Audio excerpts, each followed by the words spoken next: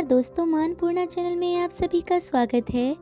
जैसा कि आप सभी जानते हैं, हमारे चैनल पर कार्तिक मास का महात्म्य चल रहा है, जिसका आज 5वां अध्याय है।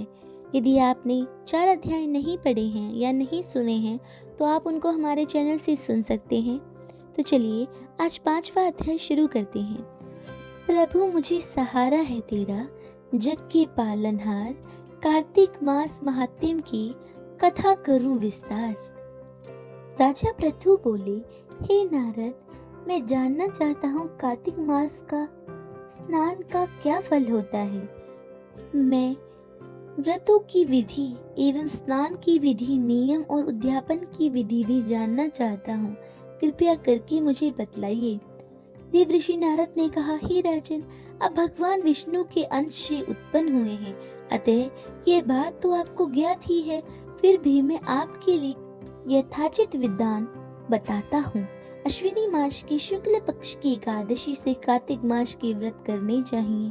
ब्रह्म मुहूर्त में उठकर जल का पात्र लेकर गांव से पूर्व तथा उत्तर दिशा में जाना चाहिए। जिनमें यह सायंकाल में कान में जनेऊ चढ़ाकर, पृथ्वी पर घास बिछाकर, सिर को वस्त्र से ढककर, मुंह को भली भांति बंद करके, थूक एवं सांस को रोककर मल मूत्र को त्याग करना चाहिए। तत्पश्चात मिट्टी एवं जल से भली भांति अपने गुप्त अंगों को धोना चाहिए। इसके बाद जो मनुष्य मुख शुद्धि नहीं करता, उसे कभी भी मंत्र का फल नहीं मिलता, अतः दांत और जीभ को पूर्ण रूप से शुद्ध करना चाहिए और निम्नलिखित मंत्रों का उच्चारण भी करना चाहिए। हे वनस्पति, आप मुझे आयु, कीर्ति, तेज, प्रज्ञा, पशु संपत्ति, महाज्ञान, बुद्धि और विद्या प्रदान करें।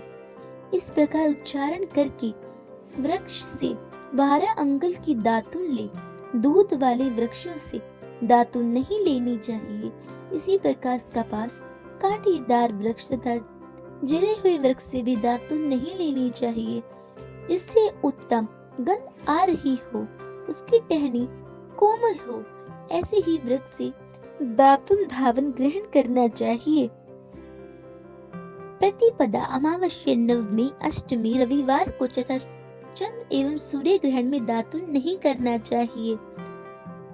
भली भांति स्नान करके फूल, माला, चंदन और पान आदि पूजा की सामग्री लेकर प्रसन्न चित्त एवं भक्ति पूर्वक शिवालय में जाकर सभी देवी देवताओं को अर्घ, आचमन्य आदि वस्तुओं से पृथक पृथक पूजा करके प्रार्थना एवं प्रणाम करना चाहिए और भक्तों के स्वर में सुर मिलाकर श्री हरि का कीर्तन करना चाहिए। मंदिर में जो गायन भगवान श्री हरि का कीर्तन करने आई हो, उनका माला, चंदन, तमाकू आदि से पूजन करना चाहिए, क्योंकि देवालय में भगवान विष्णु को अपनी तपस्या, योग और दान द्वारा प्रसन्न करते हैं। परंतु कलयुग में भगवद गुणगान को भी भगवान हरि विष्णु प्रसन्न करने का एकमात्र साधन बताया गया है।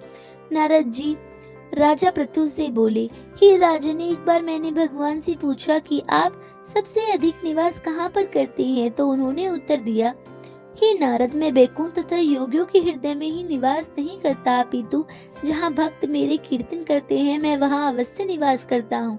जो मनुष्य चंदन, माला आदि से मेरे भक्तों का पूजन करते हैं, उनसे मेरी ऐसी प्रति हो जाती है जैसे कि किसी मेरे पूजन से भी नहीं होती। नारद जी ने कहा, शिरीष, धतूरा, गिरजा, चमेली, केसर, कंदार और कटहल के फूलों एवं चावलों से भगवान विष्णु की पूजा नहीं करनी चाहिए। अड़हल, कंद, गिरीश, जूही, मालती और केवड़ा के पुष्पों से भगवान शंकर की पूजा नहीं करनी चाहिए। जिन देवताओं की पूजा में जो फल निष्ठ हो, उन्हें उनका सेवन नहीं करना चाहिए। अतः जो फल एवं उनकी पूजा के लिए सही हो, उनसे ही उनकी पूजा की जानी चाहिए। पूजन समाप्ति के बाद भगवान से क्षमा प्रार्थना करनी चाहिए कि हे सुरेश्वर, हे देवता, न जाने मैंने किस मंत्र में, किस भक्ति भाव में गलती करी हो, तो मेरी पूजा को स्वीकार करें और मेरी गलतियों के लिए मुझे माफ करें। ऐसी प्रार्थना करके के पश्चात साष्टांग प्रणाम कर भगवान की कीर्तन करनी चाहिए। श्री हरि की कथा सुननी चाहिए और प्रसाद ग्रहण जरूर करना चाहिए। जो मनुष्य उपयुक्त विधि के अनुसार कार्तिक व्रत का अनुष्ठान करता है वह जगत के सभी सुखों को भोगते हुए अंत में मुक्ति को प्राप्त करता है। तो यह था कार्तिक महात्म्य का 5वां अध्याय। अब आपसे मिलेंगे कार्तिक मास के 6ठे अध्याय के साथ। तब तक के लिए हमारे चैनल को जरूर सब्सक्राइब करें। हरे कृष्णा हरे राधे।